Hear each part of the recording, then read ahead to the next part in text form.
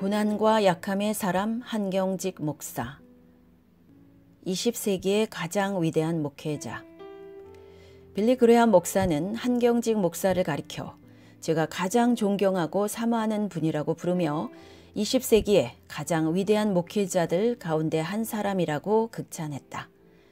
그리고 한 목사님과 같이 있으면 저는 부족한 부분들을 많이 느꼈기에 그분을 닮게 해달라고 기도하곤 했습니다.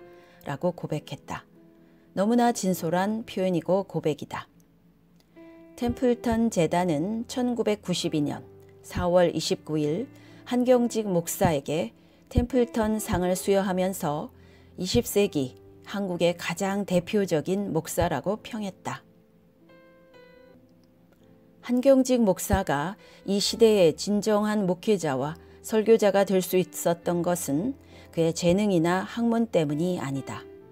역사 안에서 하나님의 손길 안에서 자기 부정과 헌신의 과정 안에서 그리스도의 종과 민중의 종의 인격을 지닌 하나의 참된 인간으로 만들어진 데 있다. 고난과 약함의 사람 한경직 목사님. 내가 약한 것들과 능욕과 궁핍과 핍박과 곤란을 기뻐하노니 이는 내가 약할 그때의 곧 강함이니라. 한경직 목사는 젊은 시절부터 한평생 수많은 고난을 겪으면서 인간의 연약함과 무력함을 절감한 분이었고 또 자기 자신이 얼마나 연약하고 무력한 존재임을 체험한 분이었다. 그는 두려워하고 절망했으며 때로는 넘어지기도 했다. 그러나 그의 연약함이 오히려 그를 진정한 목회자로 만든 비결이었는지도 모른다. 한경직은 17세 되던 1919년 평양 양성소학교 교사로 봉직하고 있던 때 일본 고등계 형사들의 혹독한 고문을 받은 일이 있었다. 그는 고문당한 후 두려움과 무서움에 떨었다고 고백했다. 자신의 무력함을 비판하기도 했다. 질병을 겪으며 자신의 약함을 절감하다. 한경직은 27세 되던 1929년 프린스턴 신학교를 졸업하고 예일대학 박사과정에 진학할 준비를 하고 있었는데 그때 폐결핵 3기 진단을 받고 그는 또 한 번 인간의 연약함과 무력함을 절감했다. 진학은 물론 인생 자체를 포기해야 할지도 모른다는 절망감과 위기감을 느꼈다. 그는 자신의 의지도 건강도 아무것도 믿을 것이 되지 못한다는 절망감을 경험한 것이었다. 한경직 목사는 이렇게 회고했다. 사형 선고나 다름없었지요. 이렇게 몸이 약해지니 공부할 의욕도 사라지고 말았어요. 처음엔 낙심천만이었습니다. 실패를 겪으며 자신의 연약함을 절감하다. 한경직은 1932년 귀국 후 모든 좌절을 딛고 1933년부터 목회의 길로 매진하기로 헌신했으나 1938년 일제 강요에 무릎을 꿇는 연약함을 드러내기도 했다. 김수진 목사는 이렇게 기록했다. 결국 1938년 9월 평양 서문박 교회에서 열린 제27회 조선 야소교 장로회 총회가 강압적으로 신사참배를 결의하기에 이른다. 한경직 목사도 신의주 제1교회 윤하영, 홍하순 목사를 비롯하여 장병원, 박연서, 김리현, 이혁호 장로 등과 함께 신사참배 결의에 참석하게 되었다. 이로써 그는 평생 지우지 못할 굴욕의 그늘을 가슴에 묻게 된다. 남의 부탁을 거절 못하는 연약한 사람. 한경직 목사는 일본 경찰의 강요에 의해 1942년 신의주 제2교회를 사임하고 3년 동안 보리노원 원장으로 봉사하다가 1945년 8월 15일 해방을 맞았다. 그런데 해방 후 얼마 안 되어 평북지사를 맡았던 일본인이 그를 찾아왔다. 일본인들이 무사히 본국으로 돌아갈 수 있도록 한 목사가 치안을 맡아달라는 것이었다. 한경직 목사는 일본인의 딱한 처지를 이해하고 그들을 도와주기로 했다. 결국 일본인의 요청을 수락하고 평안북도 치안의 책임자가 되었다.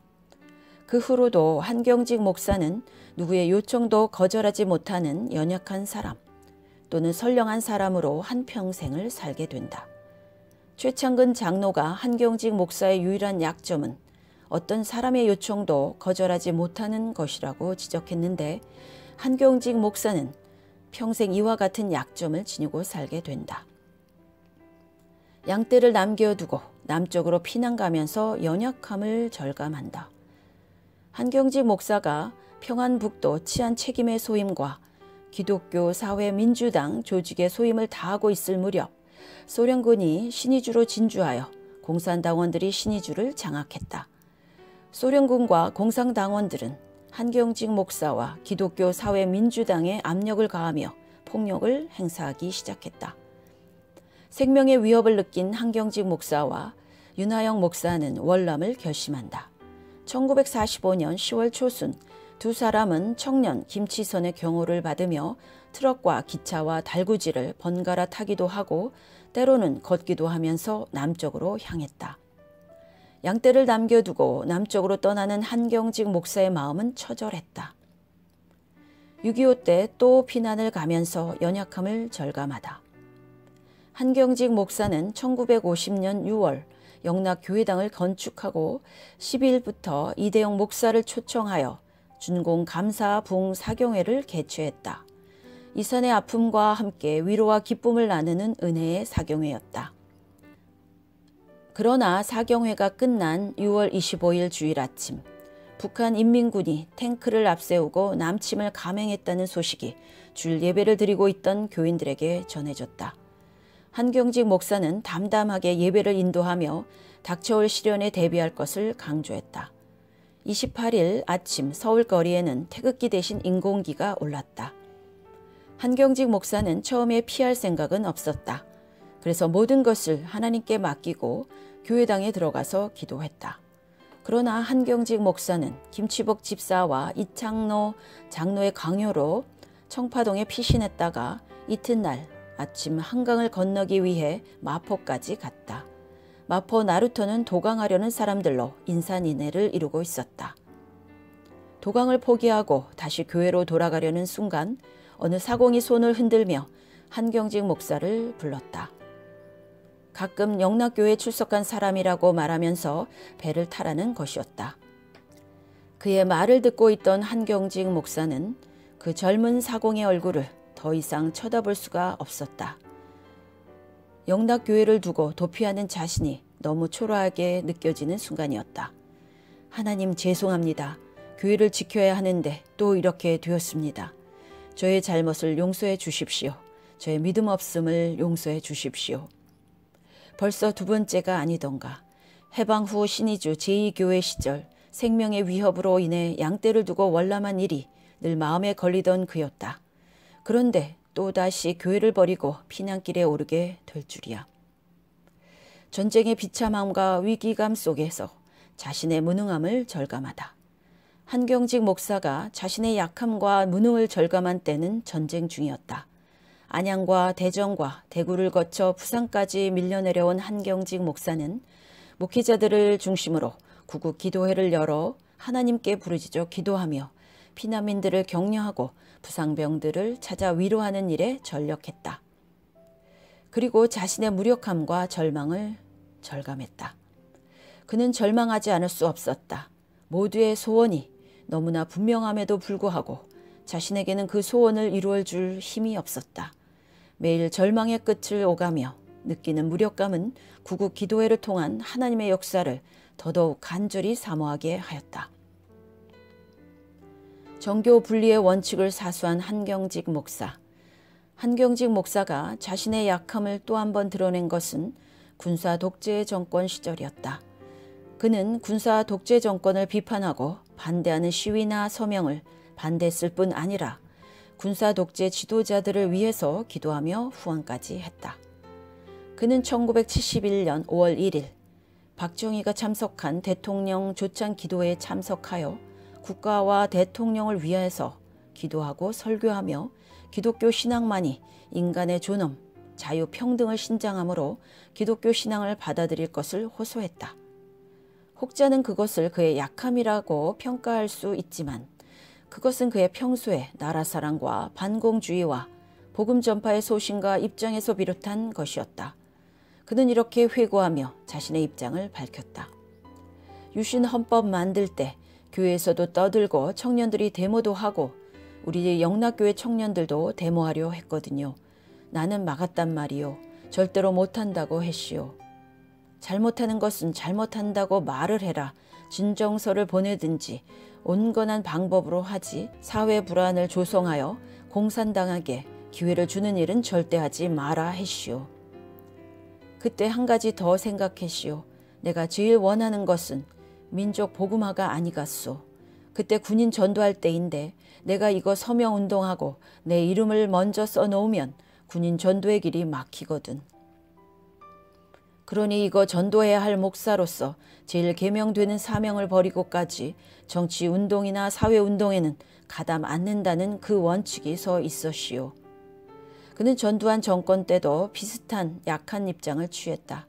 1980년 신군부가 등장한 후 8월 6일 롯데호텔에서 나라를 위한 조찬 기도회가 열렸는데 한경직 목사는 김윤식, 조향록, 정진경, 김창인 등 23명의 목사 등과 함께 참석하여 하나님이 구하시는 것이라는 제목으로 설교함으로 전두환의 등장을 인정하고 협조했다.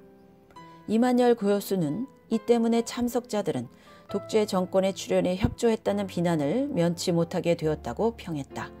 그러나 영락교회 50년사는 다음과 같이 기술했다.